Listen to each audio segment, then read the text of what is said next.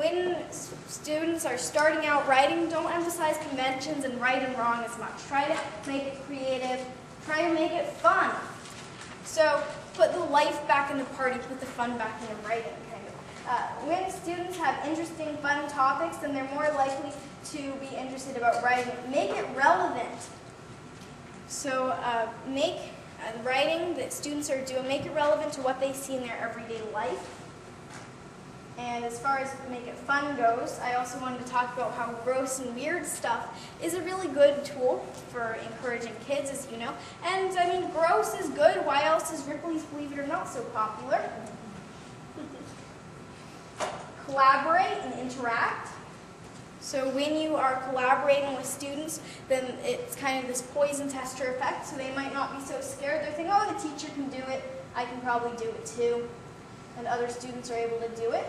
And also, I must have skipped asking questions, but asking questions, maybe even what-if questions, crazy questions is a really good thing to do with students to get them interacting and also having them ask questions and ask themselves questions, like how else do you think Apple came up with the iPhone and stuff? Probably by asking them a crazy question, right?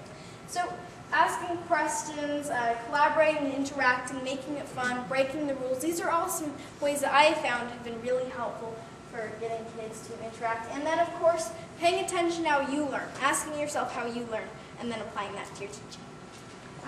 If you have any questions, I'd be happy to answer them. Questions and comments? Yes? How often do you write? When do you find time? How often do I write? When do I find time? That is a good question. I write pretty much every day. I write both essays and blog posts, and also I work on fiction and poems, usually toward the evening and afternoon. Any other questions? Yes?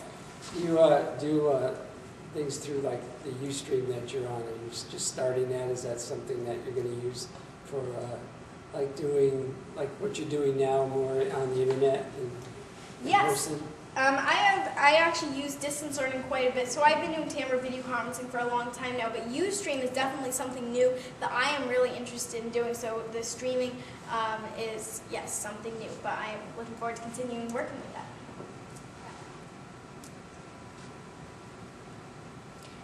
It's funny, as far as questions goes, I found that when I speak to teachers, well, actually, when I speak to, let's say, like kindergartners, first graders, second graders, third graders, it's hands up. Everybody has their hands up.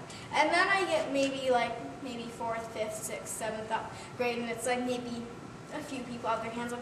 And then when I get to like adults and senior citizens, it's, I don't know if it's like arthritis of the hand raising muscle. Yeah, so would anybody else like to ask a question, and I would be happy to answer it? Yes? Are you homeschooled? Am I homeschooled? I actually go to an online public school called the Washington Virtual Academy, so it's sort of blended learning. It is mostly online lessons, but we also have homework and field trips every month in which we go and see our classmates and teachers, so it's an interesting way to learn. And I do that because I do a lot of traveling firstly, but I also give video conferencing lessons in the morning, and so the flexible schedule allows me to work that. So. Okay, well, if there are no more questions, oh yes.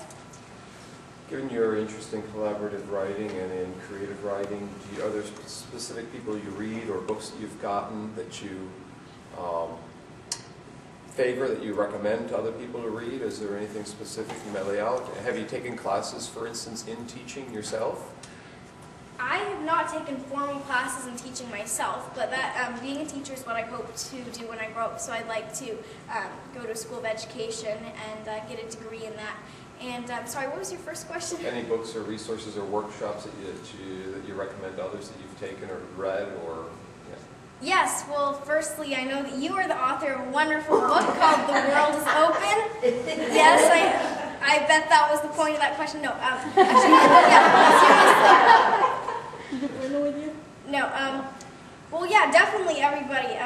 The World is Open is a wonderful book, and it's about how we all learn and how everybody, can really use new technologies and web and open source to learn, and I think that this is a really powerful message because it shows that you don't have to be physically in a classroom, you don't have to be in one place at one time, but you can really learn anywhere at any time. And so yeah, that's a very powerful message, and it's a great book, so that's one that I recommend. Also, let's see, books that I enjoy reading, well, I really actually love to read textbooks, even though I know that they're not like the most popular reading things, but like, yeah, they're fun actually, I found. So those are fun. I really love to read, yeah, books about education and books of history quite a bit, but also fiction, classics. I have a pretty wide range of different things that I read. Yes? Your favorite author? My favorite author? I have quite a few. As far as poetry goes, I really love Shel Silverstein and Jack Polutsky. As far as fiction goes, J.K. Rowling and Shannon Hale, Anne Rinaldi, Gloria Whelan, Lois Lowry, who I actually had the privilege to meet, and yeah, so those would be quite a few of my favorite fiction authors. Go back to that other question and your comment that you said that you like history books, textbooks, and all this stuff. But I also read that you read 2 books a day or 3 books a day. Are those mostly fiction books? Because it's hard for me to envision anyone reading 2 textbooks a day or 3 textbooks a day. I think that you go to insane doing that. Well, I actually did read my sister's history textbook when she was in 8th grade. She brought back this history textbook. It wasn't that big actually, it was like maybe that thick. Yeah, I read that. That was really fun. She was like, "Oh, you read that whole thing? I'm going to tell my whole class." And so she did. And now, like, a lot of her classmates are kind of scared of me because of that still. So, yeah, but I don't read like 2 textbooks a day. It's usually fiction, poetry, that kind of thing. Well, I can answer a question about how much she reads. She reads voters' pamphlets back to back, every single page. Yeah, but that's not a whole So lot. That's she like super thin. informs us who to vote, who to agree on, and what to agree on. So that was really cool because I don't have time to read the pamphlets like that. My dad still had to check with the commissioner for hospitals. I wasn't really sure about that. Yes? Okay, your mom's, what was the pamphlet she reads? Oh, voters pamphlet. You know, they send it before we know the ballot. But I wouldn't really call that reading. No. Yeah, it's mostly fiction though that I read. Like when the 7th Harry Potter book came out, I read that in 7 hours, and I did have a headache afterwards. However, so not saying I do.